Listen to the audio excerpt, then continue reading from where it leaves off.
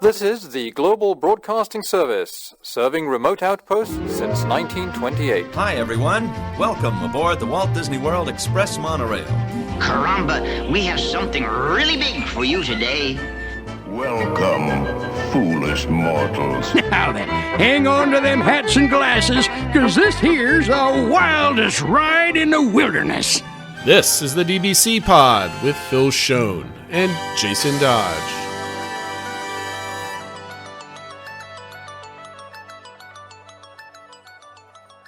Hello, everyone. Welcome to this week's pod. This is the weekend review of May 29th, 2021. Happy Memorial Day to all of our U.S. listeners out there. This week's a good one. We're going to talk more mask stuff at Universal. The Indiana Jones Stunt Spectacular pops up in our conversation. Maybe a little conversation about ADRs and Fastpasses as part of the topic this week. And, of course, our DVC Expedition Part 2 of Walt Disney and his effect on Americana. But first, the news, where we get to listen to Phil whine a little bit about the 50th anniversary celebration commercial. Yes, in a minute though. Commercial. Yeah. Yes, but I don't want to get ahead. Of your news. You're excited for me to complain about something. I can tell. Yes. No, it was good because it was the first time in Discord that we've been disagreed with each other, which is fun. First, I thought one of the big news stories though that came up was we talked about it not too long ago. It seems like that most of the Orlando theme parks were going to drop masks or scale them back a lot, and specifically not have them anymore for outdoors. But then Universal Orlando on the 27th, so just middle of last week, announced that they would no longer require masks at all for fully vaccinated guests. They announced it on the 27th, and it went into effect on the 29th, so only about a day and a half or so notice. And what they indicated was that while we will not require proof of vaccination, we do expect our guests to comply with this revised policy and use face coverings if they have not been vaccinated. And in the same article where I saw that quote, I also saw they were interviewing guests who very upfront saying we are not vaccinated, we are not planning on getting vaccinated, and we will not be wearing masks. So obviously they are not following the suggestion from Universal. So anybody that says that, A, they're stupid people. B, they are plague rats in today's society. That's all I have to say. Go get vaccinated, folks. Please keep everybody safe around you. And obviously we would have reported it if Disney had come out with anything yet.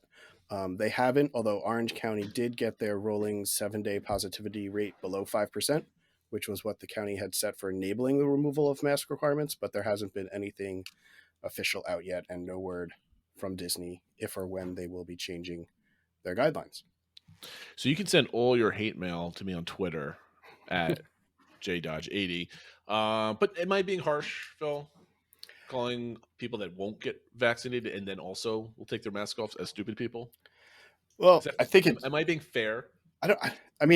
It seems a little selfish for those people, knowing that still the workers there still have to wear them, and then I think for a lot of people that are coming to grips with the change, if they have kids that are younger that can't get vaccinated, they get nervous around people that saying, okay, they're without their masks, I don't know if they're vaccinated or not. So I think it would be obviously better if we could trust everyone. Oh, obviously we can. Yeah. I went to theme park today, mm-hmm. A small little family-owned one, Dutch Wonderland in Pennsylvania. Almost nobody wore masks, but it's just almost a strictly outdoors park anyway. And about 40% of the people wearing masks. My kids wore masks because they are unvaccinated. They're all under the age of 8. But everybody there was no distancing in the queues, but I never really felt odd that way. So it was a fun day. I just, for people that don't want to get vaccinated for whatever reason, just go get vaccinated. Or actually, if you're worried about, just go talk to your doctor. Yeah, I think I'll take back the stupid. Well, I do know some people that have some legitimate concerns, and so I think that's totally those people fine, are fine. Yeah. Absolutely, go to your doctor. If your doctor says go get a vaccine, go get a vaccine. Don't listen to anybody else other than your doctor. Certainly do not listen to me about anything medical. I do not have all those. I spent all those years in medical school for nothing. I did not get a degree in medical school because I didn't go one. In any case, let's turn this back to Disney, though. Yeah, turning back to Disney, they did. Everybody's been excited about the 50th anniversary celebration that will be starting on October 1st of this year, and Disney released their first commercial for this celebration. I will link to the YouTube for it for everyone who hasn't seen it yet. It was about 30 seconds long and was really sort of about the magic of Disney. And the pixie dust kind of comes out of Cinderella's castle and goes by a bunch of people's houses and kind of is trying to draw people to the park for the 50th while a version of A Whole New World is playing in the background. And I think a lot of people, at least that I talked to, or I guess this is where we're going to get into disagreements. I was pretty meh about the commercial.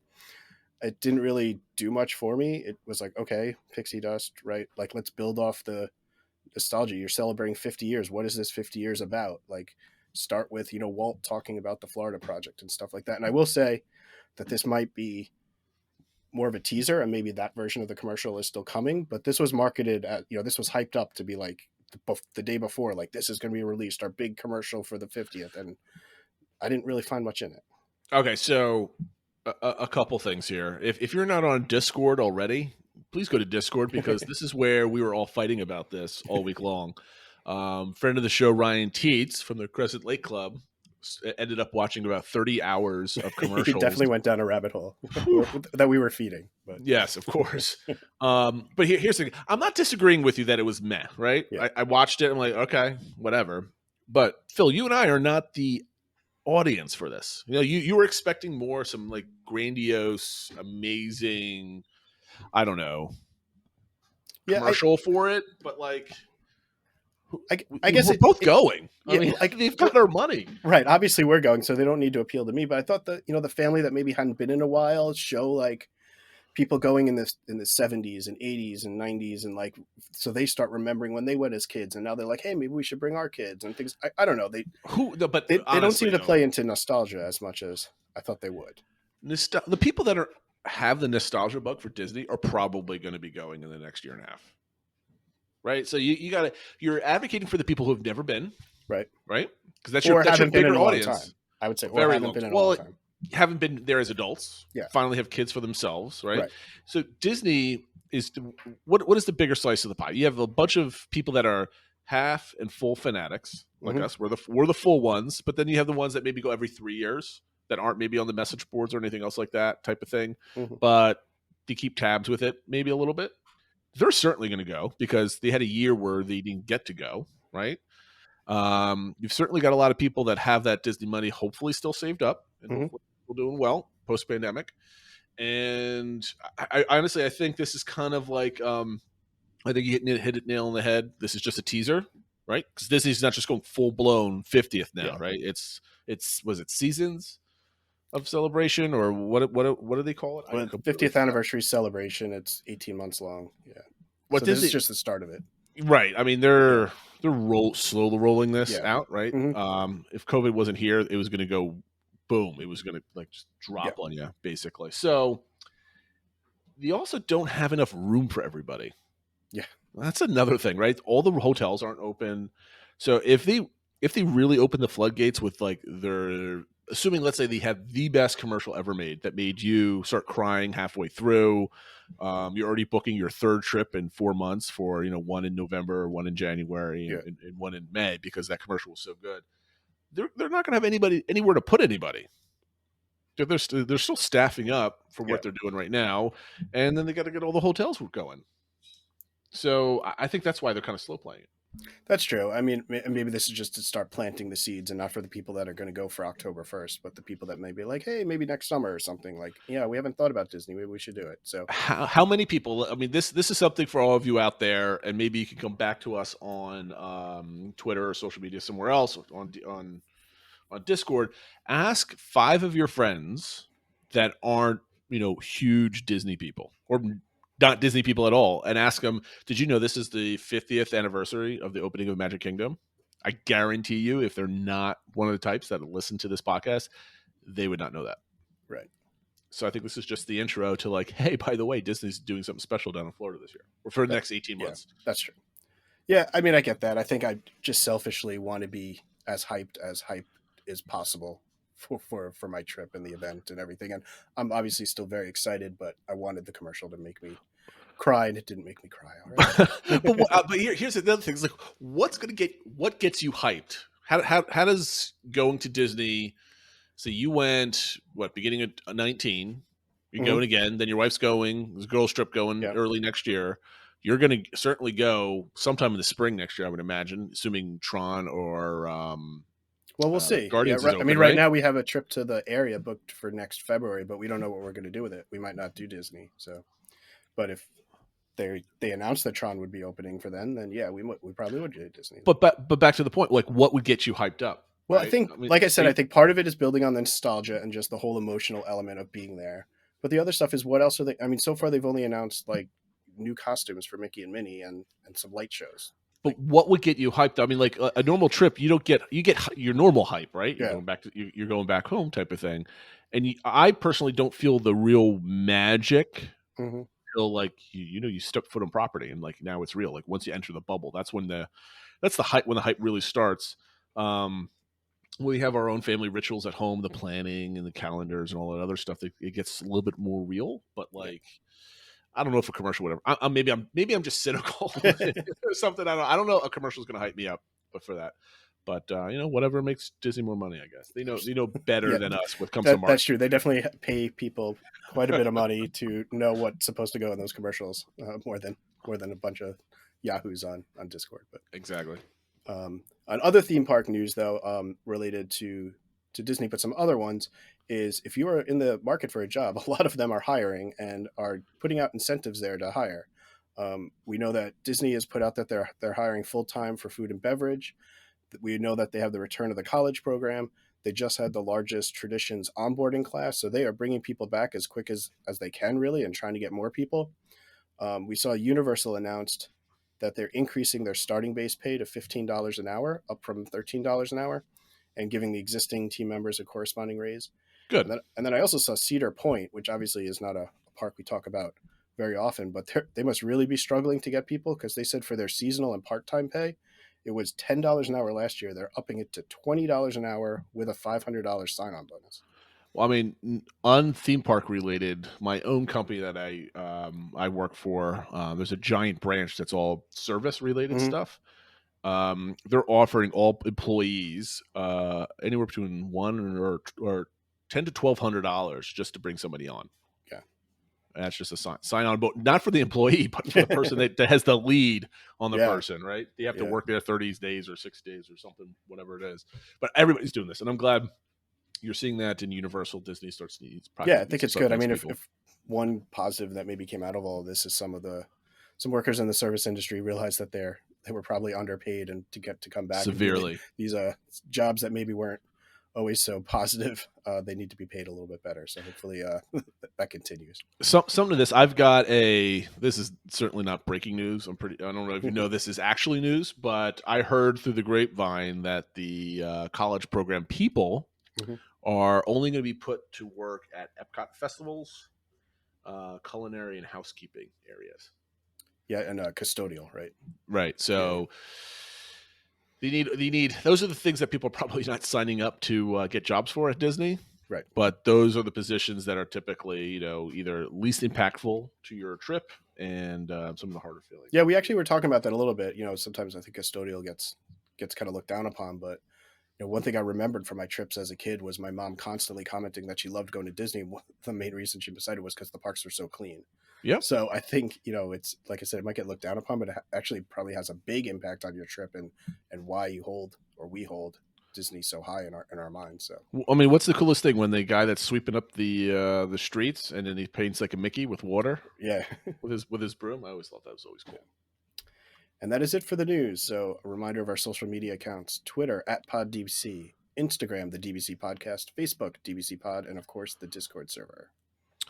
So this week's Attractionality, we're doing great this week as far as time. Yes, I've been watching it. I've been doing my best. I'm not even screwed this because, as you know, we have a new format going on right now. We want to do 15 minutes of the news, 15 minutes of Attractionality, 15 minutes for a single topic where you're not going to hear us drone on about 1,000 topics. And then we're going to go to our DVC expedition that is pre-recorded. And today we're going to get part 2, but we're going to talk about that in a little bit. However, this week's Attractionality is the Indiana Jones Stunt Spectacular. This one's a little bit more, I guess, middle of the road as far as a response goes. So I'm kind of excited. It was a little less positive than some of the others. All right, so let's break it down. Question 1, how much do you like the concept of this attraction, Phil? So I gave this a 2.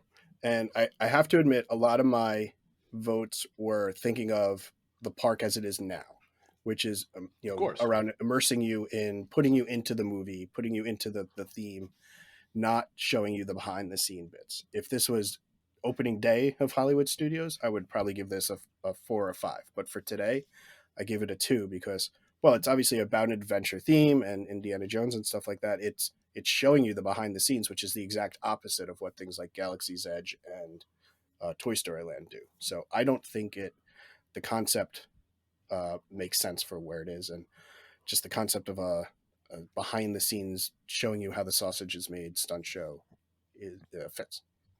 No, I tend to agree. I gave this a 3. I was kind of in the middle of the road because I think something like this could work as like a stunt show type of thing. Mm-hmm. And I think it certainly has its place in the park. It's a mediocre show. Yeah, I'm not gonna lie. I think my 6-year-old son would love it, but only because there's just explosions. I think it's fun the first time. And like you said, I think they could revamp it and use new technology and make it something pretty cool that is just a stunt show, not behind the scenes thing. But all right, so follow up. How well do you think the Indiana Jones delivers? The Indiana Jones Stunt Spectacular delivers for its target audience. The average, by the way, first question was 3.58. The second one is 3.75. So people were leaning towards a 4. On this one, I give this one a 3. Okay. I think if you're going for a stunt show, I think it's a pretty good one. I think some of the effects are pretty good. So if you know what it is, that's what you're going for. I think it's a solid show, but I don't think it's gonna move people emotionally or anything like that. So I gave it a 3 also. To me, again, it's just okay. It's good. I mean, it's you're not writing home about it, right? Yeah.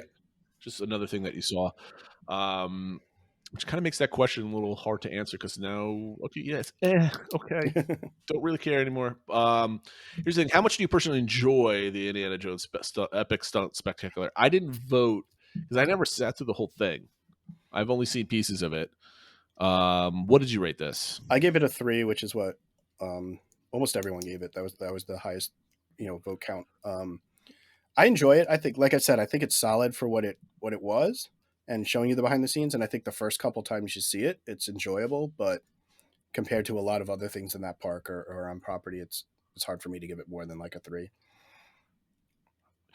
Yeah, I mean, I think it's not something we go out of our way to do. No, fair enough.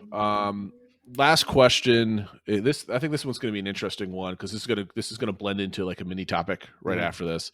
Is how well do you think Indiana Jones fits into Echo Lake and Hollywood Studios? So, Phil, I want to ask you, I want to break this down. I want you to grade it as Echo Lake and then grade it as the park as a whole. So Echo Lake is kind of a weird land because there's the immediate area by the lake that has almost like that 50s vibe with Hollywood and Vine and stuff like that. Yep. And kind of Americana, for lack of a better word. And I don't know if it really fits there, but where the stunt show is also kind of over where you start to see Star Tours and things like that. And I think the Backlot Express is there. And it kind of fits that area. So that part of Echo Lake, but I don't think it fits the main Echo Lake part area very well. And as far as Hollywood Studios as a whole, I mean, I think I kind of addressed this with the first point. I thought it fit opening day Hollywood Studios very well, but not current day well at all. No, I mean, I agree. I rank this as a 1.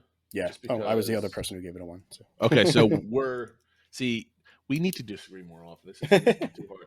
So I'm kind of trying to find an overlay map of Hollywood Studios, just so I can get an idea of, because you start talking about Star Tours, everything else in that area. So I need to look at this as I talk. Yeah. And my computer doesn't work. Anyway, so do I think it fits Echo Lake? No. Do I think it fits the park? No. The park as a whole now is, I think it's obvious it's trending in the way of movie lands, right? Movie IP lands, I guess, right? Right. So does it fit? I don't think it fits Echo Lake anyway. I don't think Echo Lake fits in the park anymore. I'd like to see that whole area basically go away. Just pave it over. We got to add something else there because I think it's some good property to put something there. I like how I love the the Sunset Boulevard and everything else with the old Mhm. Hollywood. I think that looks gorgeous, especially at night. And I like how it kind of opens up, like you said, in that kind of area where the two restaurants are. Yep. But I think as you go throughout the park into that back area, I think that could be like another gateway to some more fun stuff. Like that whole, I mean, if you go to Google Maps Yep. and take a look at how much space Indiana Jones Stunt Spectacular Oh, yeah. actually takes up, it's gigantic. So that leads us into the next topic. What would you replace Indiana Jones Stunt Spectacular or the stunt show with? What would you do to that space? So my ultimate idea was, assuming that Star Tours is not long for the world, that they want to push all the Star Wars stuff into Galaxy's Edge. The only thing in between Indiana Jones and Star Tours is I guess Backlot Express, that restaurant area there. Mm-hmm. So if you got rid of all that area, that would basically give you another land about the size, almost the size of Galaxy's Edge, maybe not quite that big. But it also would bump up against Muppet Vision. So if you made that whole area Muppets themed, I think that would be pretty cool. There was always plans. It always goes back to the Muppets. There was always plans for a lot more Muppets in the park. They were going to have a Muppets version of the Great Movie Ride, which you could bring back now, which I think people would get a kick out of, and all the people that are missing the Great Movie Ride could get it back. You could do, a Muppet show. You could do a lot of things with the Muppets, and I think that would be a great area for it, and it would fit the theme of like immersing yourself into a world of the Muppets. So I think that's the first idea that came to my mind. See, to me, I like themed lands, and Magic Kingdom does this great. Obviously, Galaxy's Edge does it great. Supposedly, I haven't been there yet. Soon. Toy Story Land should have been better, I think, right? But it still looks awesome in my opinion. And I like how they kind of flipped around some of the edges of it. It made it, come to life pretty good. But yeah, what would I put in Indiana Jones Stunt Spectacular? So you have to find an IP that fits. I mean, the Muppets are as good as any. But you would need to put like a dark ride. Mm-hmm. You would probably have to put like a spinner, and then you would probably there's a lot of stuff that you could just you would need like 3 rides and a cool restaurant or something like that. I mean, I could get into that, and I think a lot of people could, but would that be worth $3 billion? Right. So you gotta. I think Disney's short on properties right now that they could develop another land with, because they're not going to do Cars, right? Cars is old, and I can't think of any other property that's worth. Well, and obviously they're hamstrung by not really being able to do Marvel in Walt Disney of World. course. Yeah. The only thing I think of is if the new Indiana Jones movie, whenever that comes out, is a hit, that could be something in 5 to 10 years.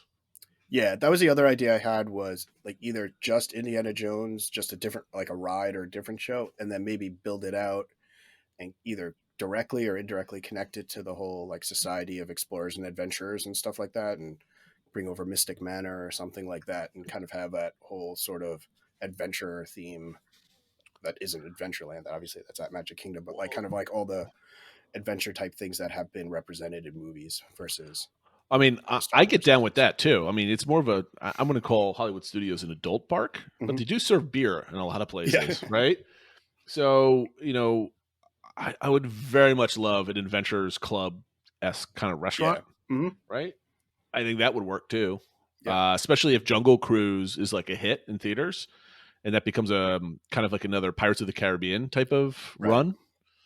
Who knows? You can build a whole land out, and then the thing is, even if those you get a good 5 to 8 years runs of like maybe 3 to 4 movies out of that time, that type of aesthetic won't go old. It's not like the IP dies and it's just like, I don't really care about cars. Yeah, if it's just that more kind of old timey adventure. It's just adventure stuff. Yeah. Right. So you can build out a lot of that, and that could be timeless, and it kind of feeds off maybe the Jungle Cruise too. Mm-hmm.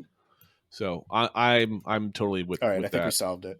Yes, I think, you know what? I think we just close out the podcast now and carry on. Okay, so the topic of this week was, a lot of talk is going out there on the internet about the futures of ADRs and Fastpasses, mostly Fastpasses. Yeah, is what a lot of people are talking about. There was a topic on Discord about ADRs and planning them at 60 days versus 180 days, and and whatever. There's a couple rumors out there that I don't trust whatsoever, but you kind of put them on here because I actually saw this video that we're gonna talk about on my recommended list on YouTube. Anyway, let's talk about some of the easiest stuff first. The topic about ADRs. Currently, right now, you can only book restaurants 60 days in advance versus what used to be 180 days. Right. So typically, the only argument that always pops up is some people can't stand picking restaurants 180 days before they go on vacation. So I know you being the ultra planner probably don't mind 180 days, but why don't you round out the argument, to both sides of the argument? Yeah, because I think so we both agree on this. I mean, whatever Disney said I had to do it, that's what I would do it because I'm the planner. But I do know a lot of people that 180 is pretty far out to be thinking about where you want to eat. And I know even for me, I've had stuff I've planned 180 days out to be a pre-park opening breakfast, and then all of a sudden they change the hours a month before our trip, and now it's no longer a pre-park opening breakfast and stuff like that. So I certainly wouldn't mind if it went down to 60 days. I think that's still far enough out that you're still planning and things are coming together. So I think that would be fine. What a lot of people were bringing up on Discord was, and I don't know if they were proposing this, but just, back in the day, you wouldn't make them in advance at all. Like, when Epcot first opened, they had these like video call things that you would call that day to make your reservation for later that day. And people were kind of throwing out there, what if we got rid of ADRs altogether? And it was just sort of day of, put your name in, that type of a thing. And I don't know if I'd want to go that far. They would never do that. Yeah. I mean, I'd be okay if they maybe kept some for day of or something, but I think they want to know in advance who, and they want people to want to book. They want them to have those locked in. Oh, of course. Especially some of the meals like Cinderella's Royal Table, right? I mean, those are hot ticket items because I guarantee you people aren't, going to decide, oh, let's spend $300 on a meal at the spur of the moment. No one's going to do that. Me personally, I never had a problem with 180 days. My plans changed constantly anyway, and I was always tweaking those things. And there's different things that you can do online and kind of get those reservations that are good. We've talked about that before on the show. To me, it was like 180 days. Boom, let's book all the big ticket items just so I can have a bookmark for them. Yep. And then as we got closer, you change them. At 60 days, you change them. The week before, you change them. The day of, you change them. But I get why people hate that. But I'm like, you know what? That's how it was. The only thing is I don't like 60 days in advance because more people are likely to try to get those reservations. Yeah, that is the one advantage of 180 is you're giving a benefit to the people that are planning ahead of time, versus the people that are like, oh, let's go in a couple months, which obviously I feel bad for those people, but Disney is kind of set up to give an advantage to people who do some more planning. All right, so some of the big things that are going, especially there's a giant thread on WDW Magic talking about Fastpasses, how they're never coming back. We've talked about that before. Yep. Why don't you bring up this rumor? Since did you watch that video? I watched like 5 minutes of it. Yeah, so there's a video out on a YouTube channel called Mickey Views, who is pretty popular. A lot of people like him. Some people aren't as big fans of him. He seems to have some good inside information. A lot of his stuff is usually pretty reliable. He had been talking about Project Nugget and a few different things that seem to be trending certain ways. But what he had heard, and he did caveat that a lot of times when he puts out a rumor, he's like 99% sure it's going to happen. This one, he's only like 50-50, but he knows that they're talking about it. And what it is that they would change Fastpass to the new name would be Lightning Pass. And it would basically be structured just like how it is at Universal, where you pay a fee and then you get to go in that Fastpass line or a Lightning Pass line whenever you want. You don't have to book a certain time or anything like that. But the only way to use it is to pay that fee. And the fee range he was throwing out there was between $100 and $300 per person per day to be able to use the quick line. Everybody else would have to use standby for every single ride. So that got a lot of people chatting. But I did, I had a link to one Twitter comment that I saw that was pretty supportive of it. It's from a Twitter account called California Adventure Tweets. Sounds like somebody who doesn't have kids. Yeah. Because that's what it was. He goes, I'm all in. If I could, specifically, he was saying that if it would be included if you stayed at a deluxe resort, like at Universal, basically saying I would just stay there. I get these included and then would just use it. And that would be great. So, now for me, I didn't respond because I thought I'd chat about it on here instead. But if it's, say $200 extra per person per day for a family of 5, I can't drop an extra grand a day on Come top of everything. on. And the I deluxe thought you loved prices Disney. well, apparently not enough. I love paying my mortgage more. Yes. But and staying deluxe is generally out of our range. So it would sort of depend on how many they sold of this. If it was something where they really only sell a few of them and the standby line is still moving pretty good, then okay, if this is what Disney thinks makes the most sense. But if it's like we're on busy days, if you don't buy this, you're going to get on like 2 rides and wait in 4-hour lines or something, then I just don't know if we would go back to Disney, or if we did, it would be every 3 years or something, because we knew it would cost a fortune to do it right. So I don't know. I mean, overall, I'm hopeful this isn't true. But how we'll about do it this way? You stay at a deluxe and you buy this pass. That's what, let's say you just one person. That's anywhere between, say, if it's $200, $700 to $900 a night. Mm-hmm. Why not find a bunch of friends, go stay in a cheaper hotel somewhere, and just do like VIP tours every single day? Well, that was something that somebody brought up on the come Discord. on. I think it might have been Cast the Stone, was saying, well, this just makes the VIP tour seem cheap. And Yeah. obviously everything's relative. But yeah, that, like you said, get 10 people together and the per person's lower for the VIP tour. So I don't know. I guess maybe they just jack the price of that up then. But Okay, well, let's ignore money for a second, which is kind of hard to do.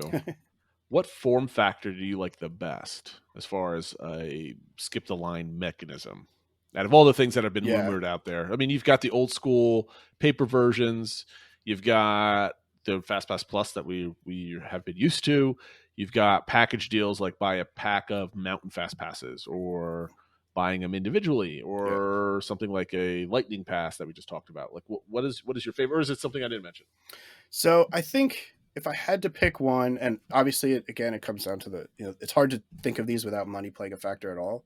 Of course. But the bundle idea doesn't bother me too much. I think that could work the best, because at least then I know I'm guaranteed to get on all the key rides I want. Mm-hmm. And if that means I stay off property, or if we go a little shorter or something, but at least I know that's guaranteed, versus hoping I can get a fast pass, or constantly on my phone trying to refresh to get a fast pass, or waiting in a 4-hour line. Now, maybe that would mean I would go a little less frequently, or a little shorter. But now, I get it, right? Like, you like the guaranteed aspect of the whole thing, but my thing is, I liked the way Fastpass Plus worked. I mean, once you got used to the system, I like the 4th, 5th, 6th, 7th, 8th Fastpass that you can do with refreshing.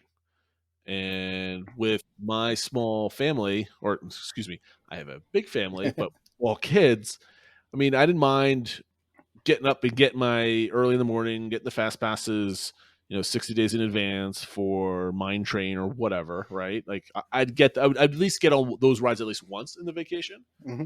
But I didn't mind if I had to keep refreshing and go on Teacups or Winnie the Pooh or, Little Mermaid, any of those rides when you're at the Magic Kingdom, because it kept the kids moving, it kept them interested. And, we've gotten lucky where, we've had a cast member sprinkle some pixie dust on our trip and give us a free fast pass for something, but I like having the Fastpass Plus with the refreshing. That's what I'm going to miss the most, because I know I could probably almost guarantee you that's not coming back. Yeah. Maybe that's part of what's tainting my view a little bit, is that I know it's not going to come back as it was. So it's like, okay, of what something that's going to cost money do I like? But yeah, I think if we could keep something like the old style, or even like Max Pass that they have in California, where it's included or only a nominal charge to have access to it, that would be the best. And then, like you said, it rewards the people that get up early and book it and stuff like that. And even if we're not able to get every ride we want, we're usually able to get most of them. And then, okay, we have to rope drop 1 or 2 more. We always made it work. So yeah. I mean, to me, I can't spend $100 a person. Like, that's never going to happen. Even if I'm staying cheap and I'm staying off property, or we're going down and we're doing a Florida vacation and happening to pass through Orlando for one day. Yeah. I can't see spending $200, $1,000 for just getting into the park. Right. Not counting parking and food and all the other stuff. I just can't. That, to me, that's obscene. Yeah. So I would hope that they're doing, discounted passes where you now get a max pass, but it's only after 6:00 or something else like that. Maybe there's a time related one. Maybe it's only good for 3 hours. Maybe, that type of thing. Mm-hmm.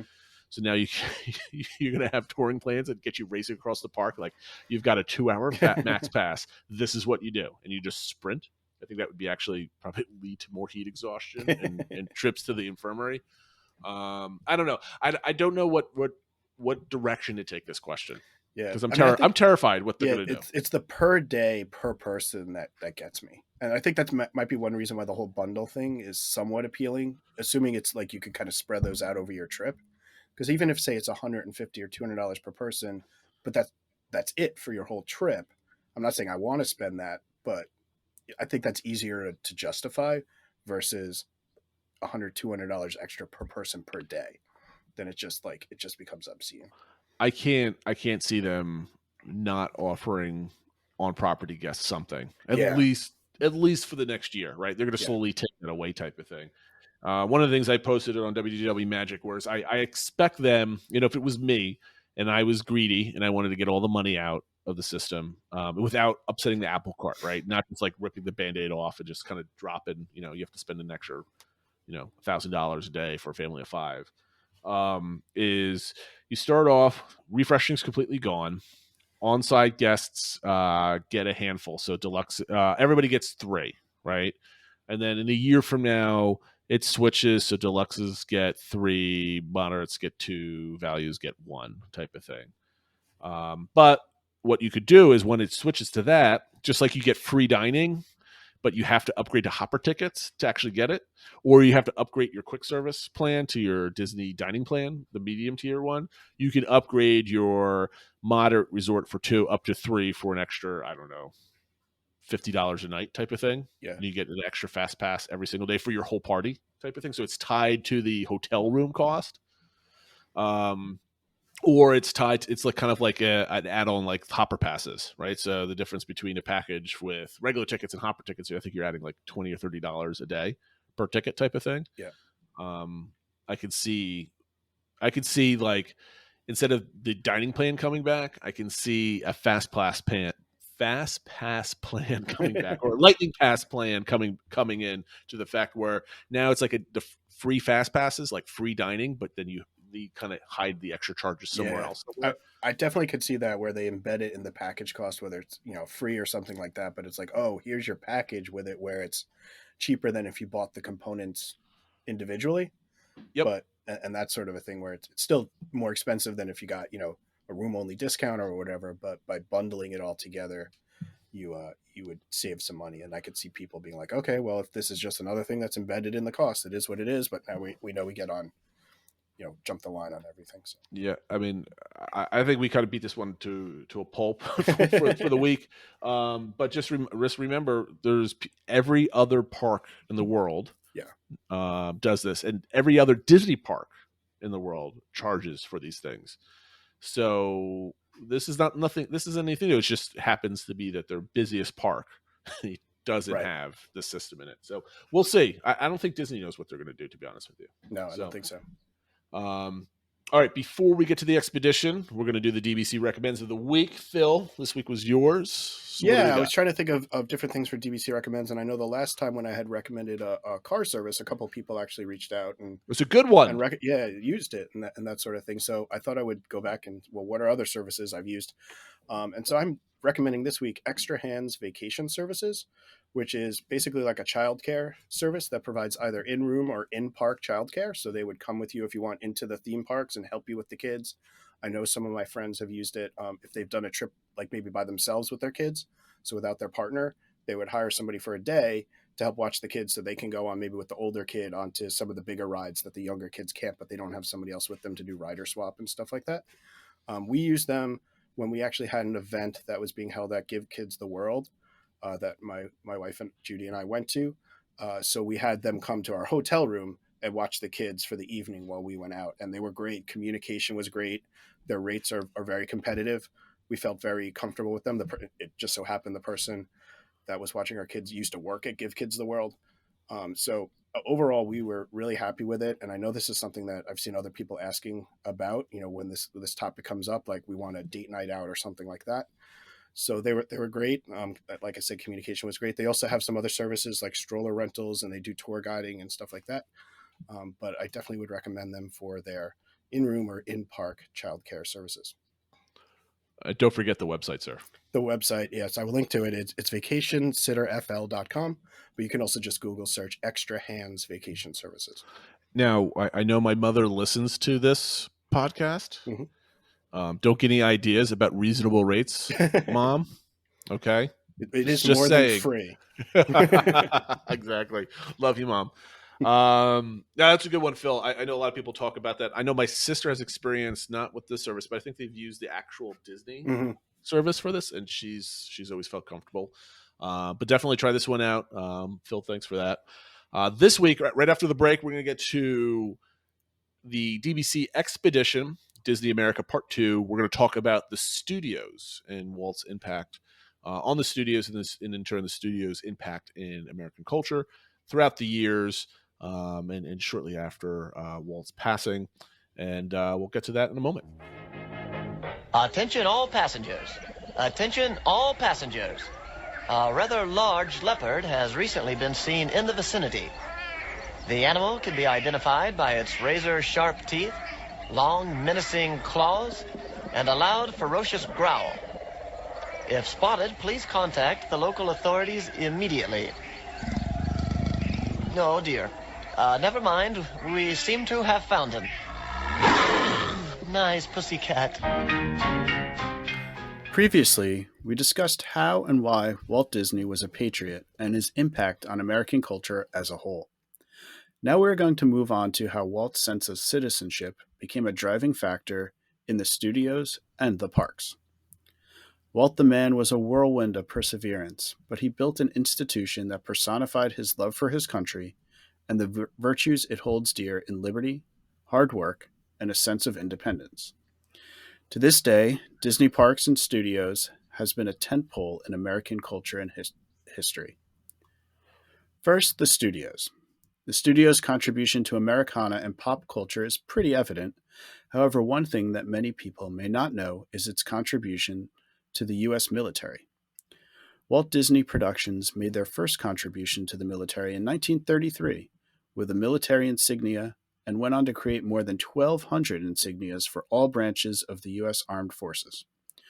Their work did not stop at the U.S. borders, as they also created insignias for other countries, like the United Kingdom, Canada, and China, among others. The most requested Disney characters included, first and foremost, Donald Duck, with at least 216 unit designs, then Pluto, Goofy, Dumbo, and Mickey Mouse. Snow White was officially only used once for a medical unit. Under the direction of Hank Porter, the Walt Disney Studios Military Insignia Department worked with many known artists at the time, including Roy Williams, known as Big Roy, the adult Mouseketeer on the Mickey Mouse Club TV series. Insignias weren't the only thing produced by the studio during World War II. Many of the animated characters appeared as mascots in about every branch of military. So much so that a few different military groups inquired about using Disney's creative IP for mass production, and it was granted for non-commercial purposes. It is worth noting that while Mickey Mouse was popular, he was overshadowed by Donald Duck. Donald took to the skies as an anti-Nazi fighter pilot starting in 1943, and he did so much that the U.S. Army gave him an honorable discharge in 1984. In June of 1942, the Disney Studios in California became a war plant that produced propaganda and training material for the armed forces. During this time, the military took over the property, turning it into a military operation. By 1944, they employed 600 people, of which 25% either enlisted or were drafted. The studios had a service flag with 165 blue-colored stars on it, with each star representing an employee in service. Even with some of the technical challenges, the mental adjustments needed were interesting as well. Many of the training films the Disney Studios produced were interesting to say the least. You could find the Seven Dwarfs explaining the proper method for clearing a swamp to control mosquitoes to combat malaria, or other productions on how to perform other acts of war, such as shooting down Japanese or German fighters out of the sky. On the home front, Donald Duck commiserates with U.S. citizens during tax time and encourages them to pay on time, or Minnie Mouse challenging housewives to salvage kitchen fats for ammunition glycerin. Disney Studios went on to make many animated shorts all the way through 1945. Even today, the military still enjoys a relationship with Disney, where they regularly coordinate film productions. Now, there's 2 points here that I think we should mention. And instead of kind of rattling off a lot of the facts that we found, I think it's worth noting that where Disney, I forget what the actual number was, but instead of, Disney producing X amount of feet of film for, a particular movie, it was 20, 30 times that, the amount of film that they actually produced coming out of that studio. The U.S. government really took over Disney Studios in California. And the people in that studio had to work diligently and quickly by the demands of the U.S. government. So I don't know if you recall some of the research that we found, but the way they animated things was completely different. Mm-hmm. It went from like immense detail or it went from not immense detail to being able to have animating multiple different planes going around and kind of animating fighter squadron type stuff. So it was really, really interesting. And I think, I would recommend to everybody to go out there and just kind of Google Disney, during World War II, and you'll see a ton of different stories. There's a lot more intelligent people out there that have done much more than us to tell you a really good story. And we've kind of skimmed through that in a lot of our research. But more importantly, because we're talking about Americana and influence in this piece. And so what is your general sense of, I never knew that they put out so many training films and kind of like behind the scenes stuff. What is your first inclination of a huge generation of soldiers seeing those cartoons and what that impact would be in generations to come? Yeah, there's always a couple popular ones or big ones that we know. Some of the Donald Duck ones that we see with him as a fighter pilot, shooting down Nazis and those. But you didn't know about all these other training videos and just how, like you said, the soldiers that saw these, or even the American people when on the home front, it really sort of linked Disney with what the American people were doing during the war, what they were fighting for. And it was like Disney was fighting alongside them and we were all in it together. And I think that probably, stuck with people, after the war effort, and knowing that, like that's what we all did together to make the world a safer place. And gosh darn it, Disney was there doing it too. And that's part of why America is America and why we have the freedoms we have, that we were able to conquer in World War II and continue to have those freedoms that we have. We talked about in the last episode with Walt regarding, the American spirit, the dreamer, and all this other stuff. But, during this time in the early 40s, leading up to additional movies and the opening up the parks, Disney was also a fighter. You kind of got the sense of, even I growing up on some of the Disney shorts that were all kind of compiled into just like, Mickey Mouse cartoons. I think they had a cultural impact, especially, watching the newsreels go to see a movie, watching the newsreels and then watching a cartoon and then, watching the feature. And I know my dad remembers seeing a lot of those cartoons as a kid, growing up in the 50s. So it's, the influence that, not only did Disney have an impact in the U.S. military, I think that might overshadow the lasting presence of Disney as a whole on not only the people coming home from the war, but their children. Mm-hmm. It just allowed them to be like, just imagine, a 20-something-year-old coming back from the war in the mid-40s and then, 10 years later, bringing their 10, 12, 14-year-old children to Disneyland. It all kind of fits. It's like a bridge. We'll talk about the parks later, but like I think in the back of your head, as Disney starts snowballing and kind of become a bigger part of Americana, that, this is the bridge between, just being the studios that made Snow White and, and the Great Depression and then World War II, and then all the way connected to Disneyland opening. I mean, I think this is a huge bridge in the overall sense of Americana. Yeah, I think this is where it really started kind of becoming part of the fabric of the country. And, beyond just the military, the studios, obviously with what they were producing, had a massive influence on American society throughout the entire 20th century. Obviously, it's a topic that has been written about and discussed, and we can't get into all of it here. There's been so much content produced. But suffice it to say, there is plenty to draw on. Let's take a look from a broad point of view on how Walt and his studio influenced generations through film and TV. With all of the success of his movies from Snow White, Pinocchio, and Dumbo in the 1930s and 40s, the Disney Studios was becoming a staple in American culture by the 1950s. The first half of which saw releases of classics Cinderella, Alice in Wonderland, Robin Hood, and Peter Pan. Starting in 1954, Walt Disney was the first major film producer to get into television, with Walt Disney's Disneyland, which ran through 1958. This showcased teasers of Disneyland that eventually opened in 1955 that in itself helped showcase upcoming films like Davy Crockett and 20,000 Leagues Under the Sea, and tie them to different lands in the park. Walt himself was now appearing in people's homes once a week. The series was retitled to Walt Disney Presents in 1958 and ran through 1961 and moved to a nightly timeline. Here he showcased upcoming movies, animated shorts, and talked about the U.S.'s efforts to explore space. This show lasted beyond Walt's death in 1966 through the present day in different formats and frequencies. Beyond Walt, the first iteration of the Mickey Mouse Club also ran during this time between 1955 and 1959, with future iterations from 1989 through 1996. This network show was just another avenue in which the ideals of the Disney Studios were brought into the American home. For over a decade, Disney Productions showed up on people's homes, broadcasting programs that influenced many generations of children and adults that helped shape the American century. It's hard to find someone not humming MICKEYMOUSE when their child asks, "How do you spell Mickey Mouse?" Disney broke into TV in the 50s and 60s, which led to the further proliferation.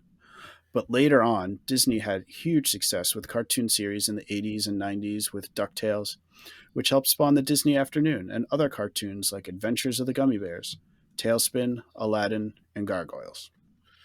I mean, typically when you think about the history of Disney, you think about movies, right? The Vault, in the 80s and 90s with VHS tapes and stuff like that.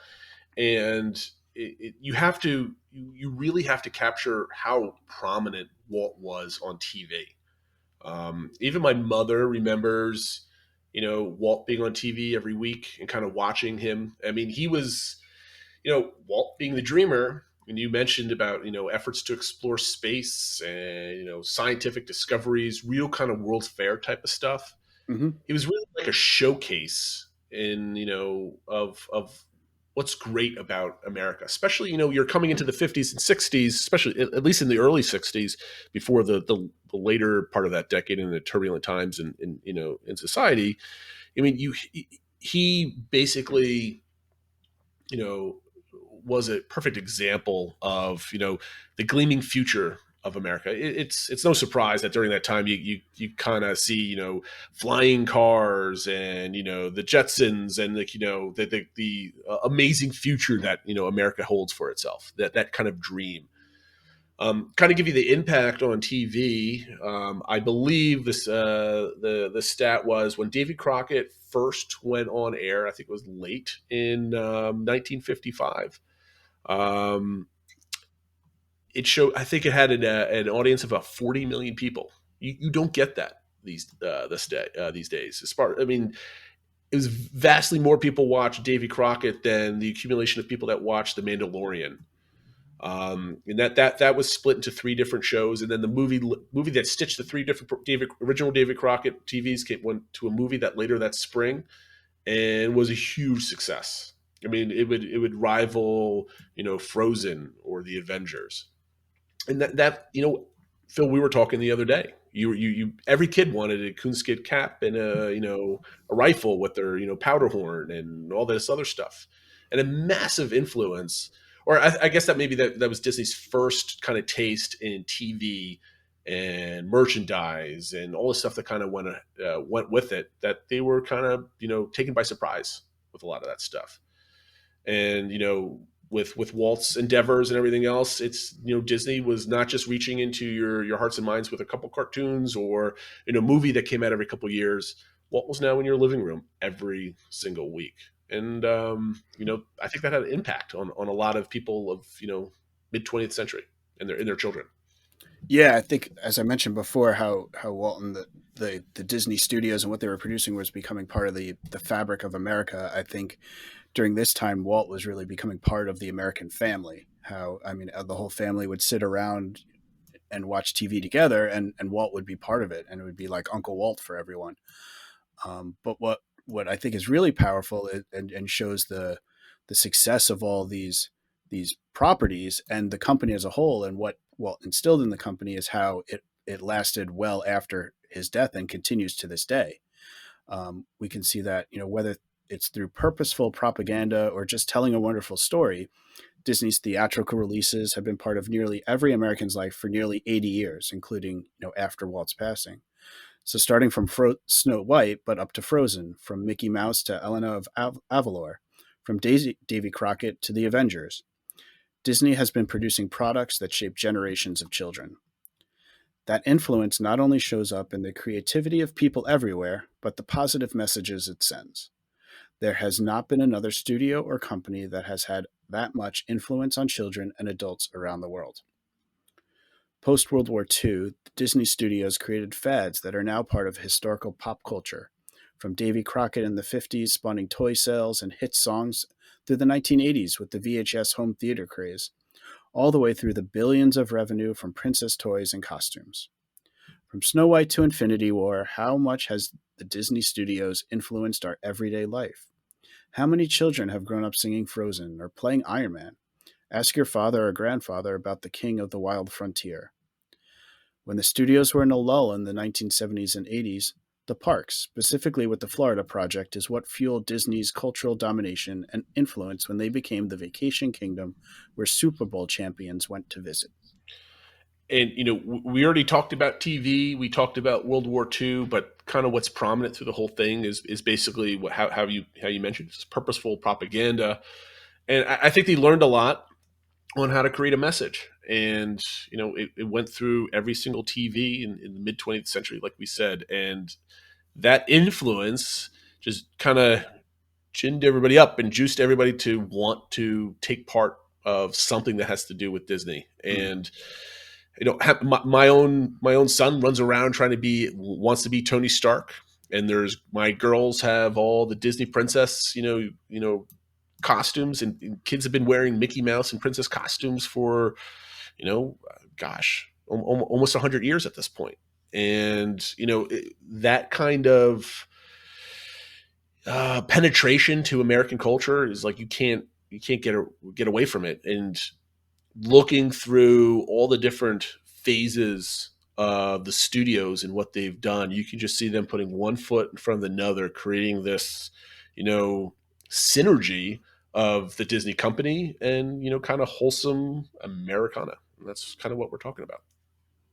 Yeah, we can see this obviously continuing today, getting into the timeline, even with some of the earnings calls of late for the company, a lot of the focus has been on Disney Plus. They moved on, they weren't the first to streaming, but they went in big when they did. And it's become quickly such a huge part of what they're producing and where the income and revenue is going to be coming for years to come. And, that's merging all these different media forms from movies into TV shows and stuff like that. So you have all the Marvel and the Star Wars properties and all sorts of like that. But, we obviously have all these figures that have been in the movies, but it's not just two-dimensional, but a lot of this was brought together in 3D and really putting you in these worlds in the parks. And that's what we're going to talk about next. The parks that the Disney company built and their influence in American culture, as well as their take on American history and tradition. For Phil, this is Jason. Have a great week, everybody.